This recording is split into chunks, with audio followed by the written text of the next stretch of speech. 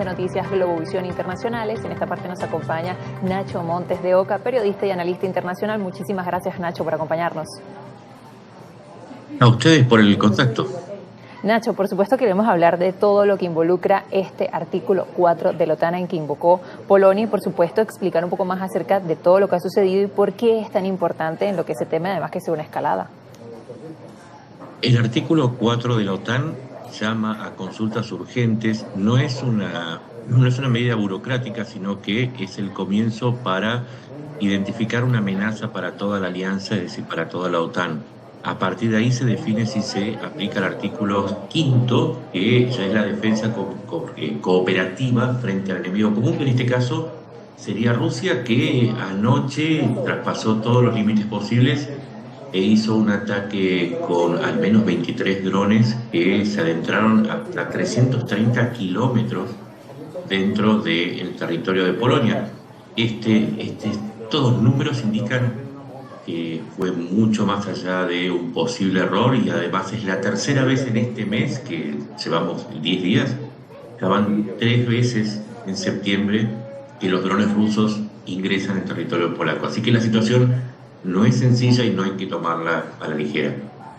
Ahora, en este artículo 4, que es lo que mencionaba también con respecto a lo que se espera sea una reunión formal, ¿hasta qué punto habrá un planteamiento sobre invocar el artículo 5?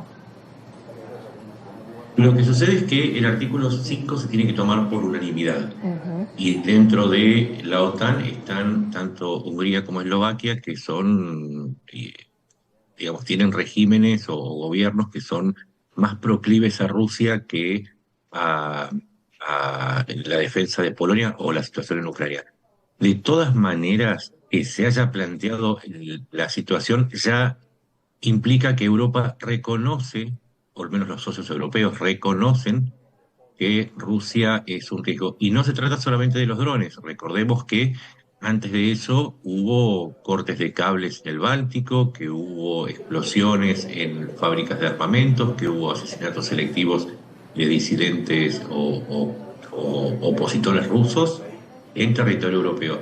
De manera que esto del artículo 4 viene a ser como que Europa dice: tenemos un problema, y por primera vez lo admitimos. Si se va a llegar al artículo 5, que ya implica una defensa cooperativa, es bastante difícil. Pero por lo menos ahora la alianza reconoce que Rusia está amenazando mucho más allá del territorio ucraniano. Dicho eso, Nacho, entonces se puede decir que Rusia quizás está probando el alcance y las decisiones y la unidad de la OTAN.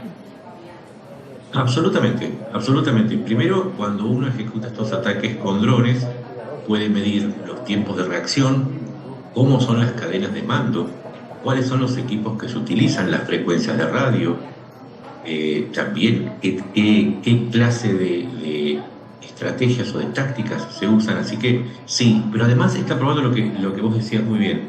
Está probando la unidad de Europa frente a la amenaza que le plantea el Kremlin. Y por otro lado, también los está obligando a dispersar el esfuerzo en defensa aérea. Esto es muy sencillo. Ucrania necesita muchas defensas aéreas porque cada día es atacado por entre 600 y 800 drones.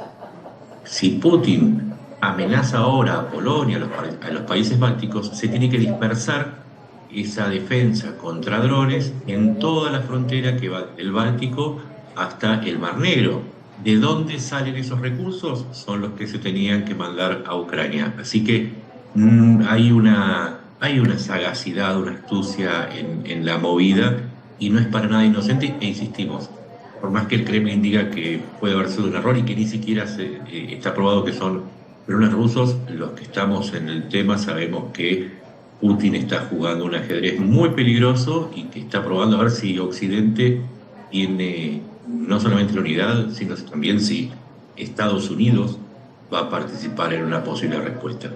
Justamente de eso le quería preguntar, Nacho, sobre Estados Unidos. Hablábamos del tema también de la unidad de la OTAN y vemos un Donald Trump que se tardó muchas horas en dar alguna respuesta, alguna reacción o alguna declaración con respecto a lo que sucedió, y por supuesto hemos visto lo que sucedió recientemente en Alaska y las distintas declaraciones y hasta peleas públicas con Zelensky. Exacto, tardó más de 14 horas en responder cuando ante otros temas muchas veces tarda minutos o a lo sumo 1 o 2 horas. Esta desaparición del tema en la agenda de Trump por tanto tiempo ya es un mensaje hacia Europa de no darle la urgencia que los europeos le dan. Y por otro lado, mientras tanto, no hay que olvidar que Ucrania se quejó ayer precisamente de la tardanza en el envío de material para defensa aérea, que incluye la defensa contra drones, o que los envíos prometidos eran menores a los esperados. Entonces, de parte de Europa hay una desconfianza muy grande hacia la capacidad o la voluntad de respuesta de los Estados Unidos, al menos durante la administración Trump, y como conclusión sacan permanentemente la misma respuesta. Europa tiene que hacerse cargo de sus asuntos en Ucrania porque Estados Unidos no lo considera como parte de su agenda prioritaria. Ahora, Nacho, si es Europa, por supuesto, la que tiene que hacerse cargo también de estos asuntos, podríamos estar hablando de una posible escalada en el conflicto, entendiendo, por supuesto, que uno de los argumentos, y que este hecho justificaría ese argumento de la Unión Europea en el que dice Rusia podría atacar más allá de Ucrania. Es una cuestión matemática. Si los ataques con drones a Polonia se incrementaron abruptamente por un ataque el 4 de septiembre, otro el 7 y otro ayer. Entonces, la escalada ya está planteada, ya la plantea Putin, y si Europa quiere dar algún tipo de respuesta efectiva y no puede contar con los Estados Unidos, evidentemente va a tener que darla sola. Y Putin, leyendo este tipo de respuestas, sabe que no es lo mismo Europa que Europa junto a Estados Unidos. Por lo tanto, al no tener una respuesta categórica, y de eso depende lo que haga en estos días Europa, muy probablemente escale, porque donde encuentra un espacio de debilidad, el Kremlin siempre avanza. Así que lo que está en juego en estos días es quién se hace cargo y en qué medida y hasta qué punto se frena a Putin, que pareciera estar dispuesto a escalar el conflicto desde Ucrania hacia Europa. Si no fuese así, ¿por qué atacó a Polonia el día de ayer? Nacho, muchísimas gracias por acompañarnos hoy y siempre es un gusto analizar estos temas contigo. Muchas gracias a ustedes. Nacho Montes de Oca, periodista.